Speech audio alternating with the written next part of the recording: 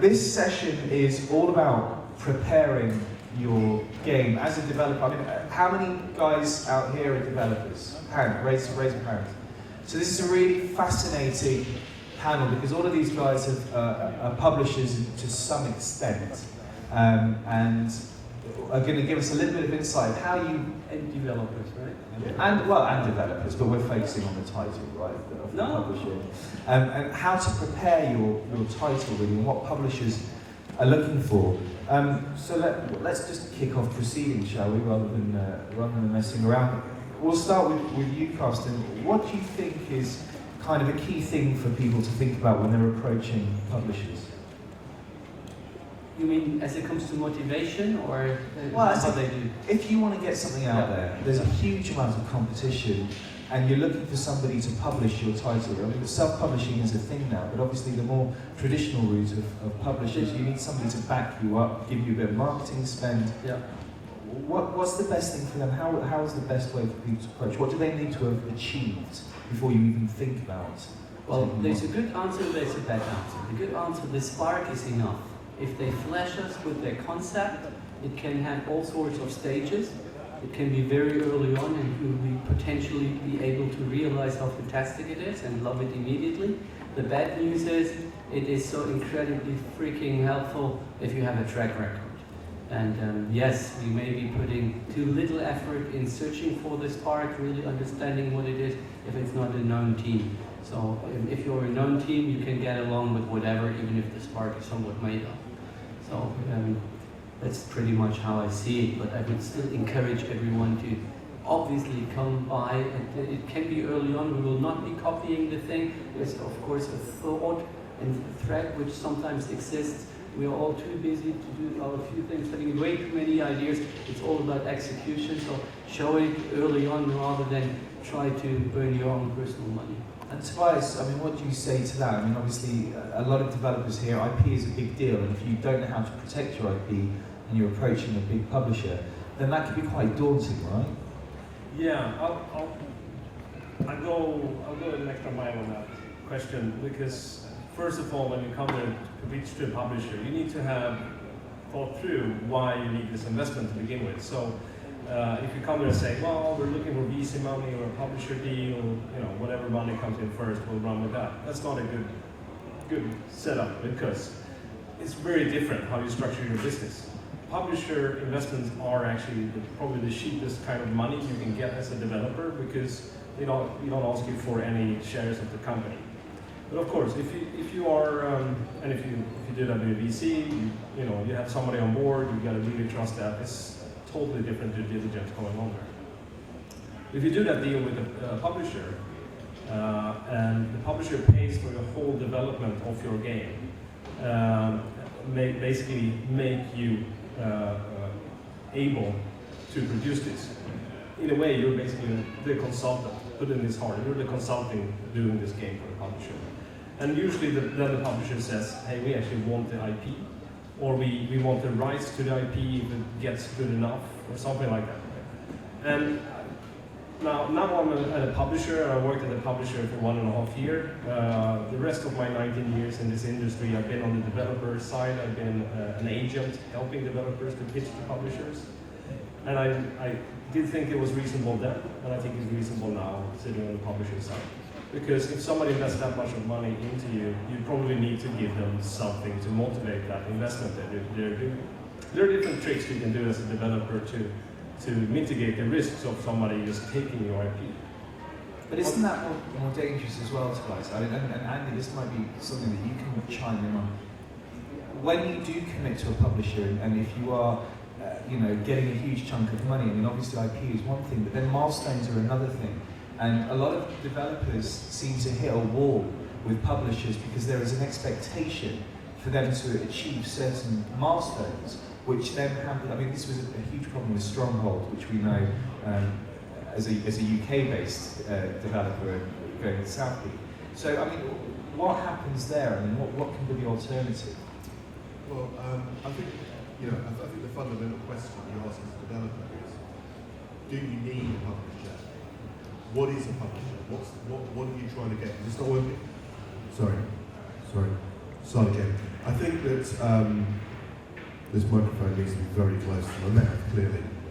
I think I'll try and hear it what I'm saying. I think that we need to get another microphone, but ahead of that, as a games developer, you have to decide why you want a publisher in the first place. Let's assume for a minute that you think that's the right thing to do. It's a good point here about a publisher will probably be the cheapest form of money that you will get, actually. Publishing for me now is a service. It never used to be. It used to be gatekeeping to the industry. That's gone. So publishing has whacked that away. Publishing is a service. There are enough small, agile, young-minded digital publishers out there now who are doing really, really good stuff. I'll give you one company, good friends of mine, a company called Devolver Digital. There's 6 of them. Actually, now there's 7. I just recruited a new person. That's it, okay? And they help developers get their game developed, helping with some finance, helping with some communications and PR, helping with production, helping get through the extraordinarily difficult hurdles that companies like Sony and Microsoft still insist on putting up to allow you to publish your games. They help with all that stuff and they do a really good job. They never look to own the IP, by the way, so it's not always a prerequisite that money equals signing the IP away, so remember that, okay? At the end of the day, if you've got a great game, and if you haven't, why are you doing it in the first place? If you've got a great game, then the publishing service companies out there will be looking for you. For me, it's a simple thing. You've got to make sure that they can see you, they can see your game, and they know why that game is essential. If you can crack that publishing pitch, if you will, process, then you're probably going to crack the public pitch process, which is to bring on board very fast a number of fans of your idea, your game, your prototype, whatever it may be, and build that fans into an army. There's a short, fat bloke called Napoleon, and he said he conquered most of Europe by having 1,000 men. With 1,000 men, he had an empire. It's the same in games. If you get 1,000 fans, they're vocal, they're passionate about your game, your idea, you're on the road. That's the good news. The bad news is there's huge responsibilities with that. The fans are very demanding. Ask the guy who's just left One Direction. Tobias, you wanted to add something? Yeah, very good point by Andy. I just wanted to add, absolutely, I think it's an amazing industry right now where you can actually self-publish. And I would encourage anyone to try that. And really make a conscious decision if you don't want to publish yourself. So just to give you an example of a company who didn't, we're actually releasing a game in a couple of hours right now. That's why I'm checking my phone all the time to see the pre-order numbers. Called Pillars of Eternity by a studio in the US called Obsidian. Thank you. It's not 1,000 yet here, but it's... So Obsidian financed this game by the Kickstarter, about $4 million in. And then they came to us and said, hey, we're going to finish this game off, but we don't have the capability of market it, to distribute it, we are game developers, we don't want to do that. Can you do it for us? And in that kind of deal, for us, we usually don't do that kind of deals, but this one was perfect. Of course we don't ask for the IP. You know, they pay for everything. We do exactly that. We do a service to them. We have a good cut of the deal. There is a win-win situation. You know, it has to. Yeah, and they will trust you. Yeah. Over time, both companies will trust each other. The individuals will trust each other. It's a basic human requirement, trust. And that trust then means that down the line, they're likely to work with you because you're not trying to take the IP. You're not trying to force terms on them because people have come together because they've chosen to. And that is the difference now in 2015, and has been for 5 years, frankly, from what it used to be like in the old days when we started, which were horrible and not even worth spending any time discussing, frankly. They were so important. So trust is really, really important. I think that's the key business driver is that trust outside of finance. And Carsten, obviously, I mean, self-publishing is cropped up and it's a sign of the times. I mean, and obviously the service that Andy and Tobias are both talking about could be valuable, but equally, I mean, especially on the free-to-play model, I mean, where do you? I mean, if you've got a model that, I mean, we've seen big publishers trying to deal with the free-to-play model and failing miserably. I mean, EA famously not doing as great as it wants to do. What's the advantage and disadvantage of self-publishing, not going to a traditional publisher, even if they can provide you with the marketing and not take any of the IP? Well, there's obviously the benefit of not needing to give any money back to someone, and you're just cashing in directly from the fan, the army of 1,000. And if you're building that and the game is good, they will indeed become an army, and you can just go for yourself. So there's a clear benefit. Yet, in the mobile environment, I've been alluding to it before when I was here, the visibility remains a problem. And if you happen to have a big natural reach because you had previous successes, it's easy. But if you need to start from scratch, it's still hard work, and maybe you just get 50 of your fans, and then so what, and it doesn't get so viral. So there's clearly remaining the thing of the marketing, creating visibility of your game benefit. Yeah, I just want to add, just to be clear, the free-to-play mobile business is not what I'm talking about. Yeah, I mean, I was going to ask about platforms here. Yeah, I'm talking about, I should have made it clear, I'm talking about PC games, digital console games, games that are still trading for some money, lower and lower money, but some money. We have a different business in free-to-play mobile, market ends completely different.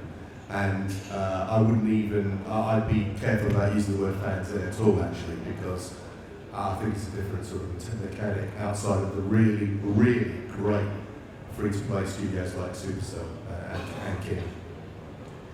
And what then, I mean,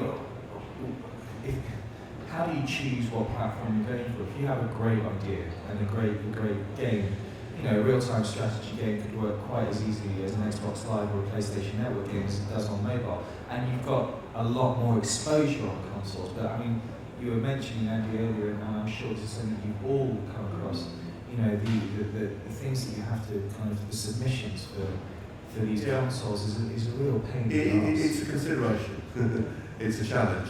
It's not odious. It's not like it's going to kill you, but it is some more work to do, and there's a lot of work to do making great games. Making great games is bloody difficult, and not many people can do it very well, and it does take time. I think one of the economic factors, unfortunately, is how many competitors you've got on various platforms. I say unfortunately because it should be one of the least considerations, is who else is doing what in that particular platform. But economics is economics. So it was very popular to be working purely really as a PC developer in the paid space. When Valve were more selective, let's say, and I think that was a bad thing actually. When, they're much more open now. That's a good thing. It's a good thing for players. So it's a good thing for players. It's a good thing for the industry. But as PlayStation begged belief by selling so many units, I mean, I was very surprised. Well done, Sony. I mean, they really have proved certainly. Right? Microsoft maybe less so, but those consoles now are viable marketplaces. So more and more developers are going, to those platforms as first choice. I think fundamentally you've got to look where your fan types are, and I also think you've got to look at basics like control systems. That sort of people forget about all that type of stuff. But a lot of people who don't play games, who are involved in the games industry, forget about that kind of shit. And what about, sorry Tobias, you were say... I think it's a very good point, because you can, when you're approaching a publisher, you can do it from different angles. You can say, hey, I got this deal, I got the budget and everything, we can talk about the details of how to pitch exactly, not trying to nail the deal later on here, but you can also approach the publisher from the front of, hey, let's meet up at this game conference, I really want to have your advice. We have this idea, and not sure what platform it's going to be on. And be a bit humble when you approach these guys, because the publisher has the advantage of knowledge over any developer because of the scale. So it's very hard to try to convince the publishers, probably sitting on a lot of numbers, that they're wrong. They usually are not. Sometimes they absolutely are, but you can definitely go there. Go to the publisher and say, hey, we have a great game. We think it could work on mobile. What do you think? And try to, if you do that with a couple of different publishers, you get a really good picture of the landscape. We usually, now EA Partners is basically gone. But when I was an agent, we usually joked, let's go to EA Partners, the third-party distribution publishing part, pitch to them first, because they always gave excellent advice, but never signed anything. So that was kind of our first step. And we took that and then went to the other ones. It was fantastic. Carsten, is that something you'd agree with then? Well, to which part? So that EA Partners is basically no longer exists. No, Well, okay, EA no, Partners no, lasted no. for what, a year or something? Yeah, It kind of fell apart. No, well,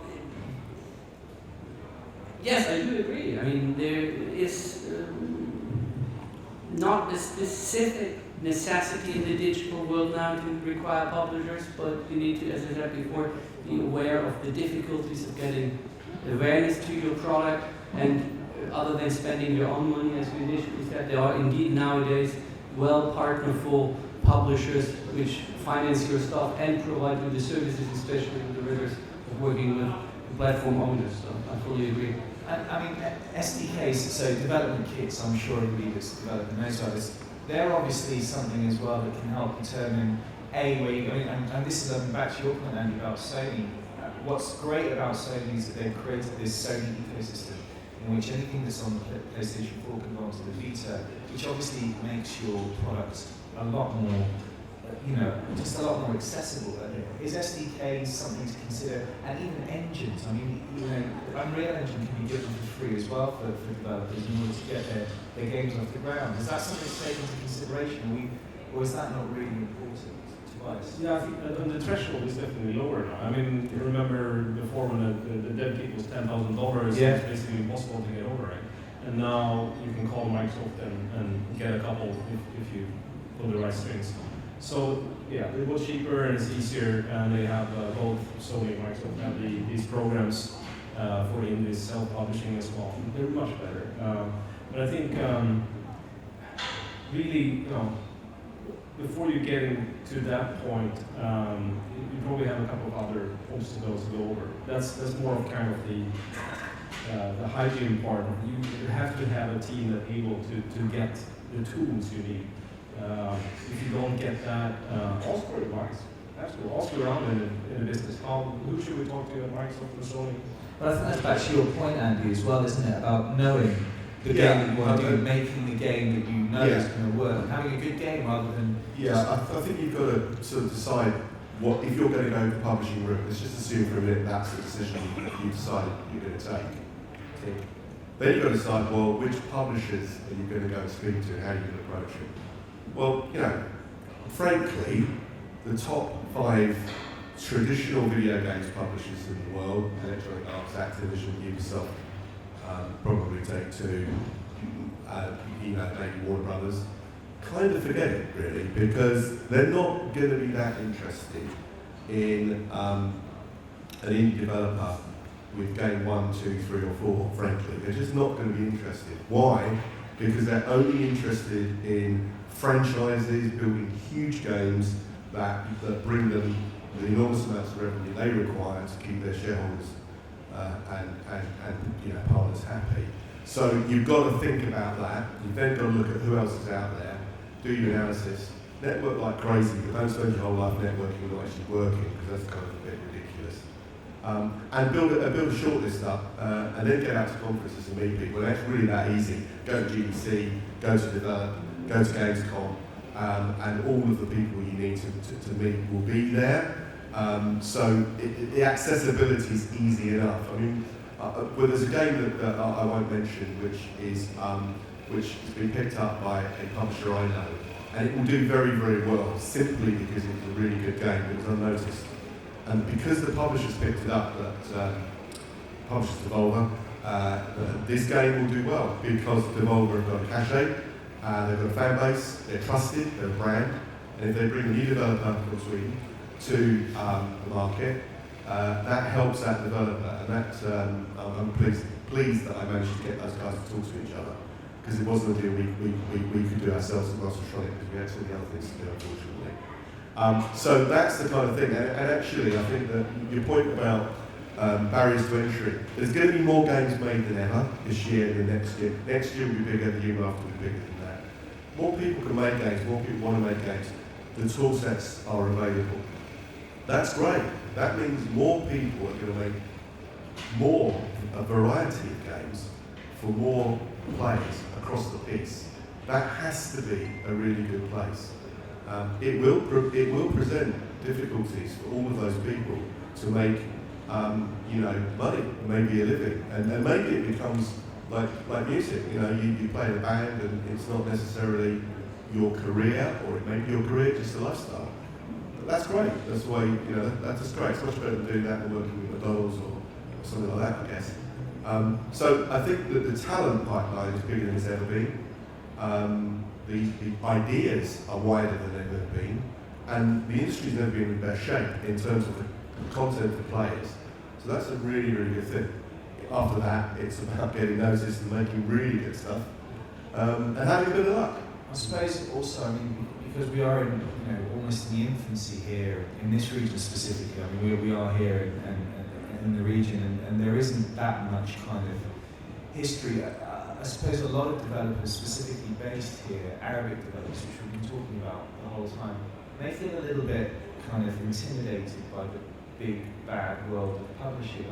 What advice would you give developers if they are looking to approach a publisher, a Western publisher that, traditionally we have a lot of money, but now over the last 5 years there's been a lot less money with publishers, a lot less money to invest in talent.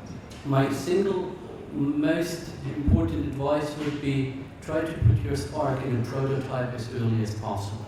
And there is always the possibility with very little work to make it somewhat playable in the tiniest aspect, and that will be so much more convincing than only having a PowerPoint in which you say this is game A meets game B with a bit of setting C. And that's the most important thing, and then it depends on whether you are, as a team, convincing that you will be able to build up all that is still needed around it to make this flesh out and work. Tobias, what would you say? I got two things. One is know who you're pitching to. Very, very important. So you don't pitch a Battlefield game to EA, for example. They don't need that, right? Whenever analyze the portfolio of that publisher you're pitching to and figure out how your product could fit into their portfolio. Because else you're just going to waste their time. And you're going to look like an idiot as well because you've not done your homework, right? Yeah. So that's one. And the other thing, take help. I worked as an agent for 7 years helping developers to make deals with publishers. Agents, they work usually on a commission basis. There are different models. Some go on a retainer, daily, month or so. But when I worked on a commission, so basically I worked for free until the deal was done, then I took a percentage of that, the value of that deal. So it helped a lot of indies to get a lot of deals. Agents, it totally depends. Depends on the kind of deal you're looking for, but they definitely have a vast knowledge about how the business works, what all the publishers are looking for at the moment. They can help you get in touch with the right people. Basically, these are guys who just 24/7 talk to publishers and make deals and know exactly what's going on. There are a couple of big ones. DDM, worked before, CAA, we have ISM, for example, and then there's individuals here and there. So definitely, approach those guys.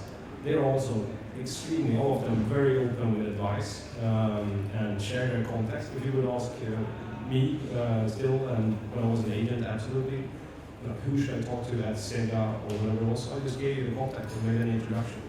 Because their knowledge as an agent are not in the contacts per se, even though of course it's important, but they know how to work those contacts and really to make that deal. Andy, in just 2 minutes, because I want to open it up to the floor and get a few questions in. What about you? What's your? Well, I'd like to see that. I'd like to see actually an Arab publisher. I think that's needed. Publishers like that difficult, actually, and like a lot of things in life, especially that difficult, it just has to be done regularly on a repetitive basis. So an Arab publisher, I think. And a regulator. I think a publisher needs a regulator, and a regulator needs a publisher. Yeah. So there needs to be a growth in the industry. Definitely, and someone needs to put that flag up, and that's happening. This is an example of that happening right now, and there's plenty of talent in this room and in the other room outside, and then who don't know about this will come next year and the year after, and the region is only set to grow because the talent is here. Yeah. That's clear. The education is here. The desire is here. There's something like, just on PlayStation alone in the MENA region, it's about 600,000 PlayStations that are being sold. Yeah. So that's not small beans at all. If you look at Steam, regular Steam sort of sales, or if you're a publisher or a developer, you can see a breakdown. The region is strong, it's growing all the time. So, you know, my advice would be don't hang around waiting for some Western characters to come in and try and solve it yourself. Still have no money, by the way. Well, you know, I mean, it's like, it's not just about money, it's also about the passion. Yeah. The business is 24/7, and that's a good thing for some of us, not so good for us. Excellent.